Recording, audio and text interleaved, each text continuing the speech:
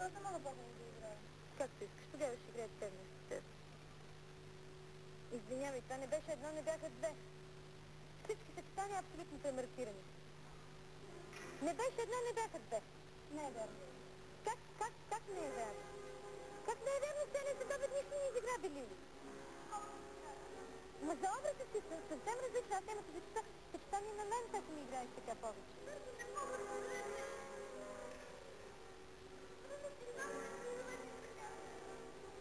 Всички пръсти на място ли са си? Нали не са ти изрязали пръстите, не са ти изрязали петите? Издържаш ли не издържаш, това ти решаваш, а не краката. Не се опитваш, защото тръгваш разреван от самото начало.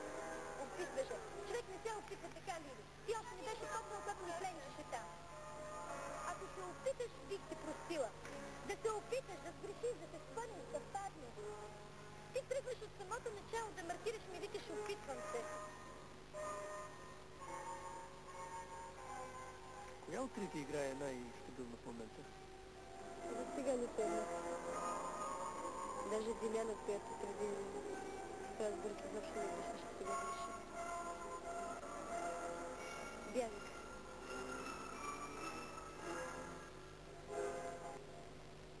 Бянка играе най-уверено, но няма смисъл да участва. Кой да кажеш, това е само едно европейско първенство. А къде греши Диляна сега? Греши ли въобще?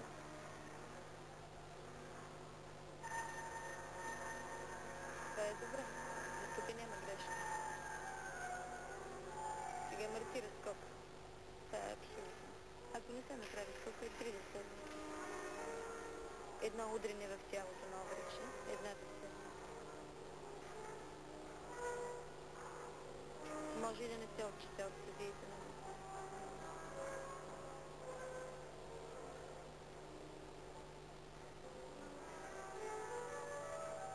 И това удряне в тялото е пак една да се.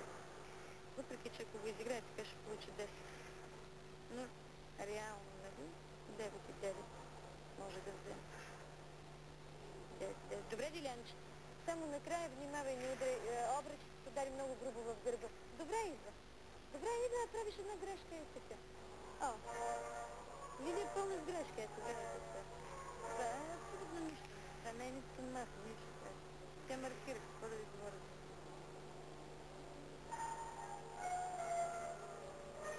Колко е безсилен.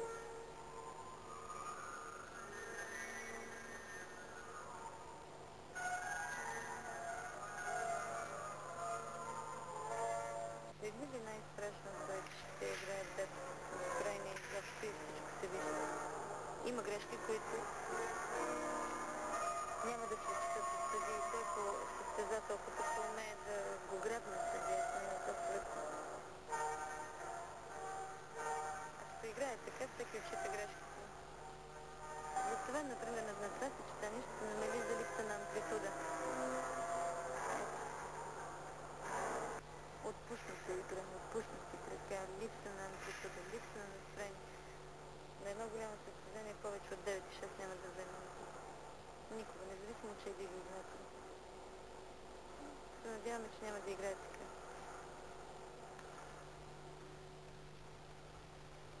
Вие като че ли се страхувате от предстоящото европейско?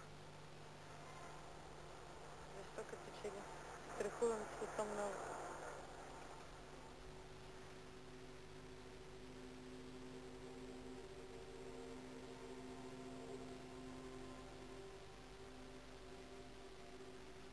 Страхът ли е основният двигател? При треньор? Мисля, че да. Може би не съм треньор. Сега не всеки ще каже, че го е страх. Но нали пак това е страх, да не те победят?